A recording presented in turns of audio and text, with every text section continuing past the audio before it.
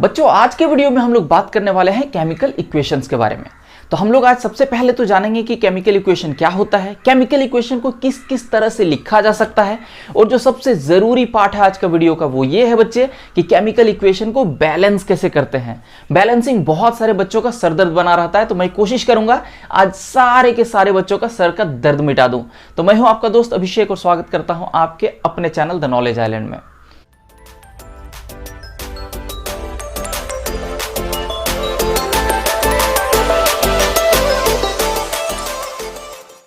बच्चों, लास्ट के वीडियो में हम लोगों ने जाना था केमिकल रिएक्शन के बारे में।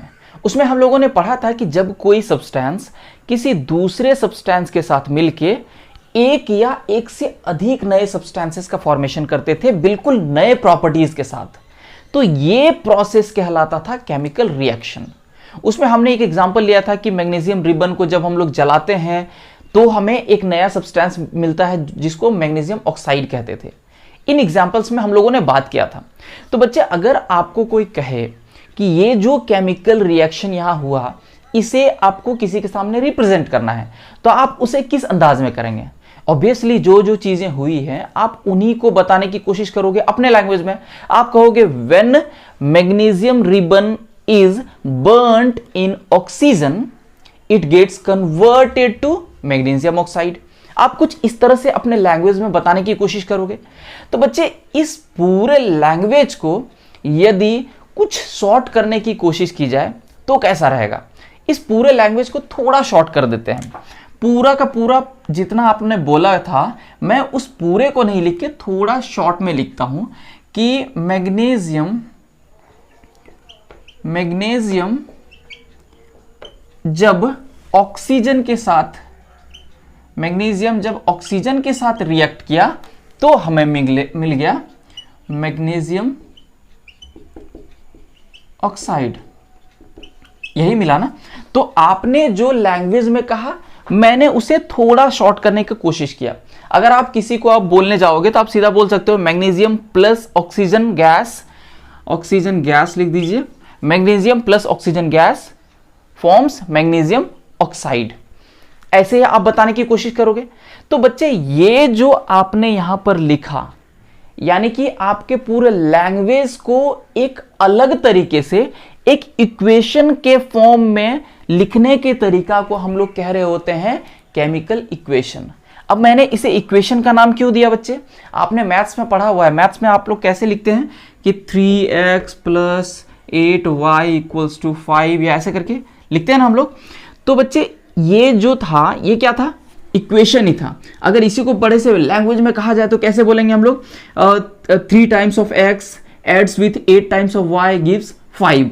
इतना लैंग्वेज में ना लिखते हुए हम लोग इसे शॉर्ट कर देते हैं कुछ इस तरह से 3x + 8y = 5, और इसी को हम लोग कह रहे होते हैं इक्वेशन, मैथमेटिकल इक्वेशन। तो बच्चे, केमिस्ट्री में भी अगर पूरे लैंग्वेज को थोड़ा शॉर्ट करके कुछ इस तरह के अंदाज में लिख देंगे तो इसे हम लोग कह सकते हैं कि नहीं, केमिकल इक्वेशन। बिल्कुल कह सकते हैं। तो बच्चे, ये केमिकल इक्वेशन कैसा हुआ? इसमें हम लोगों ने वर्ड्स का इस्तेमाल किया, इसीलिए ये हो गया वर्ड इक्वेशन। ये कैसा इक्वेशन हो गया? ये हो गया वर्ड इक्वेशन, क्योंकि हम लोगों ने यहां पर वर्ड्स के इस्तेमाल करके इक्वेशन बनाए थे।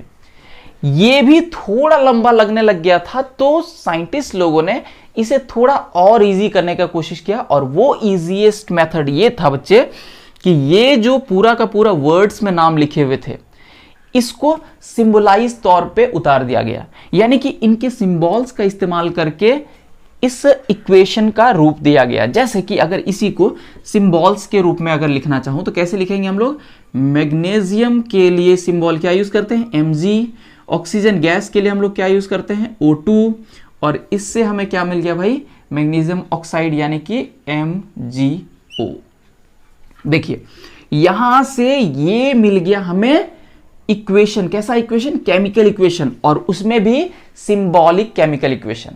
इसको बोलते हैं हम लोग सिंबल केमिकल इक्वेशन। और सबसे ज्यादा जो यूज में आने वाला है वो यही आने वाला है, क्योंकि ये सबसे ज्यादा सिंपलेस्ट और सबसे ज्यादा इजीएस्ट मेथड है। तो केमिकल इक्वेशन को किस तरह से रिप्रेजेंट करेंगे? ये दो मेथड से, एक तो हो गया वर्ड इक्वेशन में और दूसरा हो गया सिंबॉलिक इक्वेशन में। तो सिंबॉलिक इक्वेशन ज़्यादा इजी है, आप सिर्फ सिंबल का इस्तेमाल करके इसे लोगों को बता सकते हैं, आप दिखा सकते हैं। तो बच्चे केमिकल इक्वेशन को हम लोग सबसे ज़्यादा इसी प्रारूप में देखते हैं, ठीक है। अब अगर आप यहां से ध्यान से देखेंगे तो आपको दिखेगा कि मैग्नीशियम को मैंने प्लस के साथ लिखा है O2, और उसके बाद ये एक एरो साइन दिया है, और एरो साइन के बाद मैंने लिखा है मैग्नीशियम ऑक्साइड।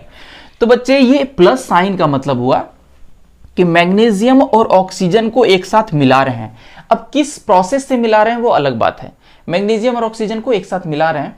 और ये जो एरो है और एरो का जो हेड पार्ट है, तो जिस और एरो का हेड पार्ट शो कर रहा होगा वो ये दिखा रहा होगा कि ये रिएक्शन उसी और प्रोसीड कर रहा है, यानी कि ये यहां से जो चीजें बन के कुछ इस डायरेक्शन में आ रही है, यानी कि मैग्नीशियम और ऑक्सीजन जब मिल रहा है तो हमें मिल रहा है मैग्नीशियम ऑक्साइड, यानी कि इस और प्रोसेस कर रहा है ना, इसीलिए ये एरो का हेड इस तरफ है।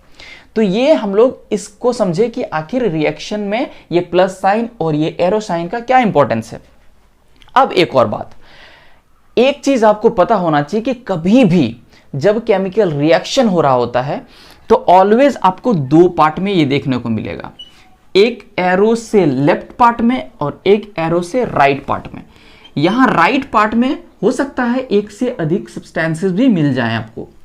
तो बच्चे ये जो एरो के लेफ्ट पार्ट वाले सब्सटेंसेस होते हैं, या फिर एक सब्सटेंस भी यहां पर रह सकता है, कोई एक सब्सटेंस को ही अगर हीट करेंगे तो वो आपको एक से ज्यादा सब्सटेंस मिल सकता है। कोई एक सब्सटेंस को ही अगर मैं इलेक्ट्रिसिटी दे दूं या फिर किसी तरह से सनलाइट दे दूं तो वो भी कन्वर्ट हो सकता है। तो हो सकता है यहां पर एक से अधिक सब्सटेंस हो, या हो सकता है यहां भी एक से अधिक सब्सटेंस हो। तो बच्चे एरो के लेफ्ट साइड वाले जितने भी चीजों को आप लिखते हैं इसे हम लोग कह रहे होते हैं रिएक्टेंट। इन सारे चीजों को कह रहे होते हैं रिएक्टेंट्स। अगर एक रहते तो यहां हम लोग लिखते रिएक्टेंट, एक से अधिक थे तो रिएक्टेंट्स। और जो एरो के राइट साइड वाले पार्ट होते हैं उसे हम लोग कहते हैं प्रोडक्ट। अब प्रोडक्ट क्यों कहते हैं बच्चे? प्रोडक्ट इसीलिए कहते हैं क्योंकि यहां जो रिएक्शन हुआ है उससे हमें ये चीज मिला है और ये चीज प्राप्त हुआ है तो हम लोग प्रोडक्ट कहेंगे। और यहां ये चीजें रिएक्शन में पार्टिसिपेंट थी, ये सब रिएक्शन कर रहे थे, इसीलिए इन सबको कह दिया हम लोग रिएक्टेंट। ठीक है बच्चे, अब एक नियम हम लोग जानते हैं बढ़िया से, और वो नियम ये है कि कभी भी किसी केमिकल रिएक्शन में जितने एलिमेंट रिएक्टेंट पार्ट में होंगे उतने ही एलिमेंट प्रोडक्ट पार्ट में भी होने चाहिए। अब अगर आप यहां पर एलिमेंट्स को काउंट करने की कोशिश करो तो रिएक्टेंट पार्ट में आपको क्या क्या एलिमेंट है? मैग्नीशियम है और ऑक्सीजन है। प्रोडक्ट में भी क्या है? मैग्नीशियम और ऑक्सीजन है। अब कितने सारे मैग्नीशियम के एटम इधर मौजूद है और कितने सारे मैग्नीशियम के एटम उधर मौजूद है, ये काउंट कीजिए। यहां पर आपको मिलेगा मैग्नीशियम का सिर्फ एक एटम, इस साइड देखेंगे कि मैग्नीशियम का सिर्फ एक ही एटम मौजूद है। बिल्कुल सही बात है। अब आगे आते हैं इधर ऑक्सीजन की तरफ। तो बच्चे O2 कहने का मतलब ऑक्सीजन यहां पर दो है। O2 का मतलब यहां पर दो ऑक्सीजन मौजूद है, यानी कि दो एटम ऑफ ऑक्सीजन यहां पर है। और अगर प्रोडक्ट में देखेंगे तो ऑक्सीजन एटम सिर्फ एक ही है। तो बच्चे अभी अभी मैंने कहा कि किसी भी केमिकल रिएक्शन में number of atom reactant part में और number of atom product part में हर एक एलिमेंट का बराबर होना चाहिए, हर एक एलिमेंट का इक्वल होना चाहिए। बट यहां तो इक्वल है नहीं, मैग्नीशियम तो इक्वल थे लेकिन ऑक्सीजन इक्वल नहीं थे। तो बच्चे इस तरह के इक्वेशन को हमें बैलेंस करना पड़ता है, यानी कि इनके एटम्स को इक्वल करने होते हैं। तो ये number of atoms of each element को इक्वल करने के प्रोसेस को ही हम लोग बोल देते हैं बैलेंसिंग, यानी कि किसी भी केमिकल इक्वेशन को उस तरह से बैलेंस करते हैं। अब जब तक ये बैलेंस नहीं है तब तक इस इक्वेशन को कहते हैं हम लोग स्केलेटल इक्वेशन, स्केलेटल इक्वेशन। और यदि इसी इक्वेशन को बैलेंस कर दिया जाएगा वो कहलाएगा बैलेंस्ड इक्वेशन। अब इसको अगर बैलेंस करना है तो कुछ इस अंदाज में कर दीजिए, mg यहां पर रख दीजिए, यहां O2 लिख दीजिए, इधर 2mg कर दीजिए, तो ये इधर mg लगा दिए, इधर mg के आगे 2 लगा दिए, ये हो गया आपका बैलेंस। तो इसको हम लोग कह देते हैं बैलेंस्ड इक्वेशन। अब आप सोच रहे हो कि ये मैंने बैलेंस किया कैसे? तो बच्चे ये जो बैलेंस मैंने किया है, इस बैलेंसिंग को हम लोग एक अलग अंदाज में पढ़ते हैं और जिसे हम लोग कह रहे होते हैं हीट एंड ट्रायल मेथड। तो चलिए अब हम लोग देखते हैं कि आखिर किसी भी इक्वेशन को किस तरह से हीट एंड ट्रायल मेथड से आसानी से बैलेंस करते हैं। इसे आप अगर काउंट करने जाओगे तो यहां पर ये बैलेंस्ड है मेरा। जैसे देखिए मैग्नीशियम कितने हैं यहां पर, अब 2 आगे में लगा दिए, इसका मतलब कि 2 मैग्नीशियम है। इधर मैग्नीशियम के आगे 2 लगा है, यानी कि 2 मैग्नीशियम है। यहां ऑक्सीजन 2 एटम है, यहां भी ऑक्सीजन, यहां पर O यानी कि आगे में 2 है, तो ये 2 इससे साथ भी मल्टीप्लाई है तो 2 ऑक्सीजन यहां भी होगा। तो ये बैलेंस है ना। तो इस तरह से हम लोग देखते हैं कि कैसे किसी भी इक्वेशन को बैलेंस कर पाते हैं हीट एंड ट्रायल मेथड से। तो चलिए हम लोग हीट एंड ट्रायल मेथड समझते हैं। अब ये जो यहाँ पर बोर्ड में छपा हुआ है ये है बच्चे आपके हीट एंड ट्रायल मेथड। अब आप इतने बड़े प्रोसेस को देख के थोड़े से हो सकता है डर गए होंगे, लेकिन डरने की कोई बात नहीं, देखने में बड़ा है लेकिन है बड़ा सिंपल, बहुत ही ईजी है। तो चलिए हम लोग देखते हैं कि कैसे हीट एंड ट्रायल मेथड से इक्वेशन को बैलेंस करते हैं। तो सबसे पहले मैंने यहां पर एक स्केलेटल इक्वेशन लिखा है जिसको अनबैलेंस्ड इक्वेशन भी कहते हैं। तो आप इसे स्केलेटल इक्वेशन इसलिए कह सकते हैं क्योंकि ये बैलेंस नहीं है। अगर आप चेक करने की कोशिश करें तो आप देखिए यहां पर अगर इस Fe की बात करें तो Fe यहां पर कितना एटम है, सिर्फ 1। यहां पर Fe कितना है बच्चे, प्रोडक्ट में 3 एटम। पहले तो ये अनबैलेंस है। हाइड्रोजन की अगर बात करें तो हाइड्रोजन 2 एटम, इधर हाइड्रोजन इसमें नहीं है, यहां पर हाइड्रोजन 2 एटम, हाइड्रोजन बैलेंस्ड है। ऑक्सीजन की अगर बात करें तो ऑक्सीजन यहां पर 1 एटम, यहां पर ऑक्सीजन 4 एटम है।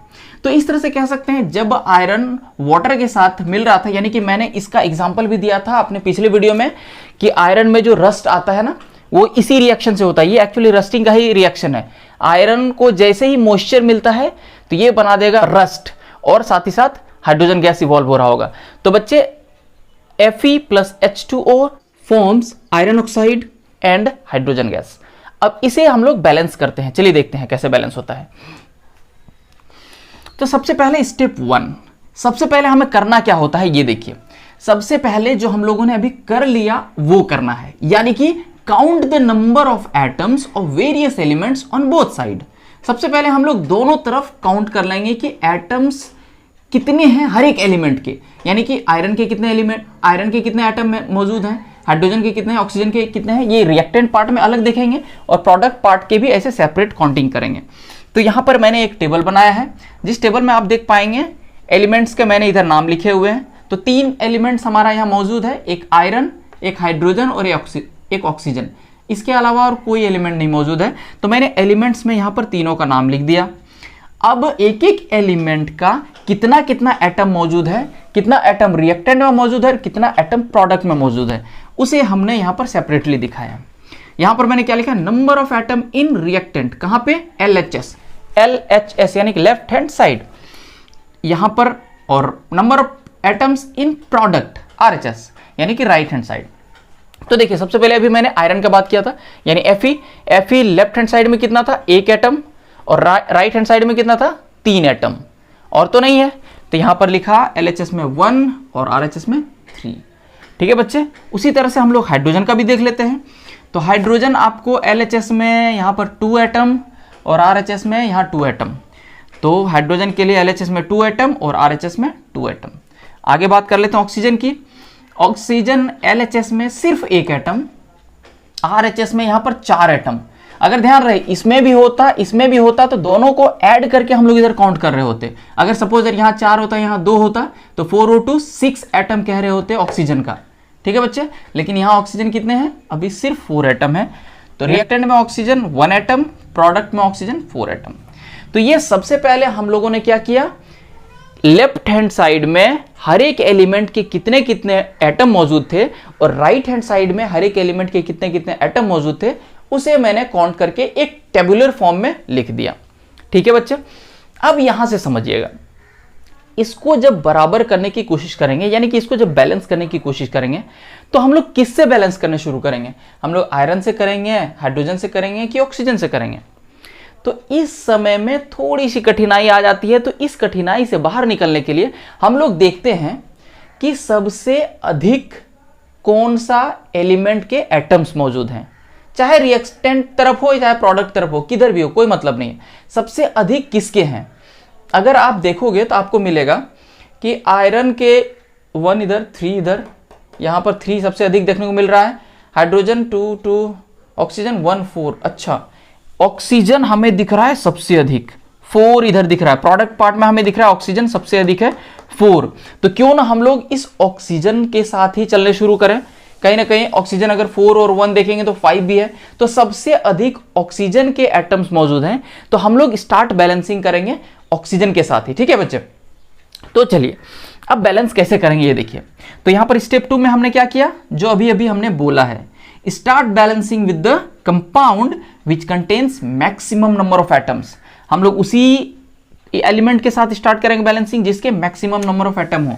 तो मैक्सिमम नंबर ऑफ एटम हमने किस में देखा है, ऑक्सीजन में देखा है। तो ऑक्सीजन के साथ हम लोग बैलेंसिंग स्टार्ट करते हैं। तो अब सिर्फ और सिर्फ इतना नहीं लिख के सिर्फ इस ऑक्सीजन का ही कहानी हम लोग लिखने शुरू करेंगे।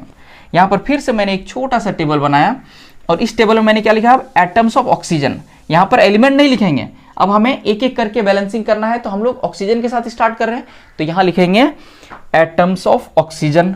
यहां पर ये इनिशियल पॉइंट, ये इनिशियल मैंने इसलिए लिखा है, इनिशियल मतलब पहले कितना है, यहां पर पहले कितना है। उसके बाद हमने यहां नीचे एक और कॉलम बनाया है जिसे मैंने लिखा है टू बैलेंस, यानी बैलेंस करके कितना आएगा वो यहां पर दिखाना है। तो देख बच्चे, atoms of oxygen initial point, यानी कि पहले कितना था, रिएक्टेंट में कितना था, यहां पर देखिए ये रिएक्टेंट का पार्ट है ना, यानी LHS, ऑक्सीजन कितना था 1 था, प्रोडक्ट में ऑक्सीजन कितना था 4 था। तो इनिशियल में 1 हो गया, LHS में 4 हो गया, RHS में। अब बैलेंस कैसे करेंगे, यदि 1 और 4 को मुझे इक्वल करना है, इधर 1 है इधर 4 है, इक्वल करना है, क्या करना पड़ेगा, इधर 4 से मल्टीप्लाई कर देना होगा। इधर जैसे 4 से मल्टीप्लाई कर देंगे तो दोनों इक्वल हो जाएगा ना, या तो इधर 4 से डिवाइड कर दीजिए। तो डिवाइड करने से इजी प्रोसेस हमारे लिए यहां पर मल्टीप्लाई है, इसीलिए हम लोग मल्टीप्लाई ही करते हैं। तो यहां पर वही मैंने किया, 1 को 4 से मल्टीप्लाई कर दिया। अब जैसे 1 को 4 से मल्टीप्लाई किया तो क्या आ गया बच्चे 4। RHS में कोई छेड़छाड़ नहीं, इसको एज यूजुअल उतार दिए। अब ऑक्सीजन अब यहां कितने हो गए, 4 हो गए रिएक्टेंट में। कब हुए 4 बच्चे, जब इसे 4 से मल्टीप्लाई किए, 4 से मल्टीप्लाई किए तभी आया 4। यानी कि देखिए इस पार्ट में अभी ये रिएक्टेंट पार्ट हो जाएगा ना, तो रिएक्टेंट पार्ट में ऑक्सीजन को 4 से मल्टीप्लाई किए हैं, तो यहां पर 4 डालने की कोशिश ना करें, बीच में छेड़छाड़ नहीं होता है। जो भी आपने मल्टीप्लाई किया है जिस भी नंबर से, उसे यहां लिखा जाता है जस्ट आगे में। ध्यान रखिएगा इस बात का अच्छे से, जिस भी नंबर से आप मल्टीप्लाई करेंगे उसे आगे लिखेंगे, ना कि ऑक्सीजन के साथ। आप सोच रहे हो कि सर ऑक्सीजन का बैलेंसिंग किए हैं तो ऑक्सीजन के साथ लिखना चाहिए, बट ऐसा नियम नहीं है। आप ऑक्सीजन को बैलेंस करो या हाइड्रोजन को बैलेंस करो, इसके आगे में ही वो नंबर लिखाएगा जिससे आप मल्टीप्लाई करके इक्वल कर रहे हो। तो बच्चे यहां पर देखिए मैंने क्या लिखा है, अभी जो मैंने किया है अभी सिर्फ एक को बैलेंस करने की कोशिश किया है और वो है ऑक्सीजन, इसीलिए मैंने लिखा partly balanced equation becomes, the partly balanced equation becomes, यानी कि थोड़ा सा बैलेंस अभी हुआ है, पार्टली कुछ पार्ट हुआ है। तो क्या लिखेंगे, देखिए आयरन लिख दिए। अभी अभी जो मैंने बोला कि 4 से मल्टीप्लाई किए हैं, तो यहां पर यहां 4 नहीं लिख के यहां 4 लिखेंगे, जो यहां पर आप देख पाएंगे 4H2O मैंने लिखा है। बाकी तो वैसे के वैसे ही है, क्योंकि बाकी में छेड़छाड़ नहीं हुआ है, सिर्फ यहां पर ऑक्सीजन में 4 मैंने मल्टीप्लाई किया था तो उसे लिख दिया। अभी पार्टली ही बैलेंस हुआ है, क्यों भाई, क्योंकि आप जब काउंट करोगे तो अभी भी देखो Fe यहां पर 1 है, Fe 3 है, सिर्फ और सिर्फ ऑक्सीजन बैलेंस हुआ है। ऑक्सीजन देखिए तो बैलेंस हुआ ना, यहां ऑक्सीजन 1 था ना, अब आगे में 4 लिख दिया, इसका मतलब 4 मल्टीप्लाई हाइड्रोजन के साथ भी हो गया और 4 मल्टीप्लाई ऑक्सीजन के साथ भी हो गया, यानी 4 एटम ऑक्सीजन के हो गए और इधर 4 एटम ऑक्सीजन के पहले से मौजूद ही थे। तो सिर्फ ऑक्सीजन बैलेंस हुआ है, लेकिन एक गड़बड़ हो गया। हाइड्रोजन पहले बैलेंस था, देखिए 2 और 2 था, लेकिन यहां अब हाइड्रोजन थोड़ा अनबैलेंस हो गया। हाइड्रोजन यहां पहले से 2 एटम था, अब आपने आगे में 4 डाल दिया, यानी 4 2 8 हो गया। इधर हाइड्रोजन 2 ही रह गया, गड़बड़ हो गया, कोई बात नहीं। अब उस गड़बड़ को ठीक करते हैं, अब चलते हैं हाइड्रोजन के पास ही। हाइड्रोजन में फिर से वही वाला कॉलम, ये वाला कॉलम फिर से बनाएंगे। Atoms of hydrogen LHS RHS, initial में कितना था 8 और 2। अब आप सोच रहे हो कि सर इनिशियल में तो 2 2 था, बट यहां इनिशियल में 8 2 लिखे हैं। तो बच्चे एक बहुत जरूरी बात दिमाग में रखने वाली ये है कि जब आप आगे के स्टेप्स में जाएंगे तो ये कॉलम बनाने के लिए जस्ट उसके ऊपर में जो पार्टली बैलेंस्ड इक्वेशन लिखेंगे आप उसे देखेंगे, ना कि सबसे पहले जो आपने बना रखा है उसे देखेंगे। बिल्कुल नहीं, इसे नहीं देखना है। अब हमें अब देखना है सिर्फ और सिर्फ इस इक्वेशन को, इस इक्वेशन के अकॉर्डिंग हमें यहां लिखना है। इस इक्वेशन में एटम्स ऑफ हाइड्रोजन LHS में कितना था बच्चा? LHS में 4 2 8 था, RHS में कितना था? 2 था। अब इसे बैलेंस कैसे करेंगे? जैसे अभी अभी यहां मैंने दिखाया करके कि ऑक्सीजन को कैसे किया था, इधर 1 था इधर 4 था, तो 1 के साइड में 4 से मल्टीप्लाई किया। उसी तरह इधर 8 है इधर 2 है, तो 8 और 2 इसको इक्वल करना है इसके साथ, तो क्या करेंगे 4 से फिर से मल्टीप्लाई कर देंगे, तो हो जाएगा ना 8 8 दोनों तरफ। तो देखिए यहां पर इस 8 के साथ कोई छेड़छाड़ नहीं, लेकिन RHS के 2 को 4 से मल्टीप्लाई कर दिए तो हमें मिल गया 8। अब ध्यान रहे 4 से मल्टीप्लाई कहां किए हैं? हाइड्रोजन पार्ट में किए हैं, वो भी प्रोडक्ट में RHS में किए हैं, तो RHS के हाइड्रोजन में 4 से मल्टीप्लाई कर दीजिए। देखिए अब फिर से हम लोग पार्टली बैलेंस इक्वेशन लिखेंगे, क्योंकि यहां पर थोड़ा सा बैलेंस हुआ था, अब थोड़ा सा और बैलेंस करते हैं, तो फिर से अभी पार्टली ही होगा वो। चलिए बाकी चीजों में कोई छेड़छाड़ नहीं रहेगा, जहां पर सिर्फ मल्टीप्लाई किए हो उसी में सिर्फ हम लोग वो नंबर को लिख देंगे। और कहां लिखेंगे नंबर हम लोग? जस्ट उस एलिमेंट के आगे। प्रोडक्ट में मल्टीप्लाई किए तो प्रोडक्ट पार्ट में जस्ट उस एलिमेंट के आगे। अगर वो एलिमेंट किसी कंपाउंड के साथ जुड़ा हुआ है तो उस पूरे कंपाउंड के आगे में लिखेंगे। हाँ, कभी ऐसा भी लिखने की कोशिश ना करें, सपोज दैट अभी यहाँ H2O था, H2O में अभी अभी हमने ऑक्सीजन के साथ क्या किया था? 4 से मल्टीप्लाई कर दिया था यहाँ, तो ऐसा नहीं कि यहां पर 4 लिख दीजिए या यहां पर 4 लिख दीजिए, ऐसा एकदम गलत है। जब भी 4 लिखना है तो इसके आगे लिखिए, ये प्रोसेस है, ठीक है बच्चे। तो अभी हमने क्या किया, यहां पर इस हाइड्रोजन के प्रोडक्ट पार्ट में 4 से मल्टीप्लाई कर दिया, तो इधर कोई छेड़छाड़ नहीं। देखिए Fe है, Fe 4H2O 4H2O, Fe3O4 Fe3O4, कोई चेंजेस नहीं। चेंज कहां करेंगे? सिर्फ यहां आगे में 4 डाल देंगे, ठीक है बच्चे। अब दो चीजें हम लोगों ने बैलेंस कर लिया, एक बार चेक कर लीजिए। यहां पर आयरन 1 आयरन 3 बैलेंस नहीं है, हाइड्रोजन यहाँ 4 2 8, हाइड्रोजन यहाँ 4 2 8, हाइड्रोजन बैलेंस हो चुका है। ऑक्सीजन देख लेते हैं, ऑक्सीजन 4 यहाँ पर है, 4 से 1 से मल्टीप्लाई करेंगे तो 4, इधर ऑक्सीजन 4, यानी कि ऑक्सीजन और हाइड्रोजन हमने बैलेंस कर लिया है। अब हम लोग चलते हैं आयरन की तरफ। तो आयरन अभी भी अनबैलेंस है ना बच्चे, रिएक्टेंट में 1 है, प्रोडक्ट में 3 है। अब एक बार फिर से टेबल बनाते हैं और इस टेबल में एक बार फिर से जैसे इसमें किए थे, इनिशियल और बैलेंस करने के बाद को लिखेंगे कि उसमें एटम्स कितने कितने होंगे। तो बच्चे यहां पर एक बार फिर से पार्टली इक्वेशन को देखना है, ना कि इधर के इक्वेशन को, ना तो ये इक्वेशन को, ये सबको नहीं देखना है। जो स्टेप कर रहे हैं उसके जस्ट पहले जो हमने पार्टली इक्वेशन लिखा है, पार्टली बैलेंस्ड इक्वेशन लिखा है, थोड़े से बैलेंस करके जो हमने इक्वेशन को लिखा है उसे देखेंगे। तो अब इस इक्वेशन के अकॉर्डिंग ही इधर LHS और RHS में नंबर ऑफ एटम्स को लिखेंगे। तो अब यहां पर देख लीजिए, आयरन के LHS में 1 एटम, RHS में 3 एटम। अब एक बार फिर से इसको बैलेंस कैसे करेंगे? 1 को 3 करना है तो 3 से मल्टीप्लाई मार दिए, हो गया जी। अब जैसे ही इसको मल्टीप्लाई करते हैं तो हमें क्या मिलेगा? इक्वेशन मिलेगा 3Fe 4H2O 3Fe3O4 और 4H2।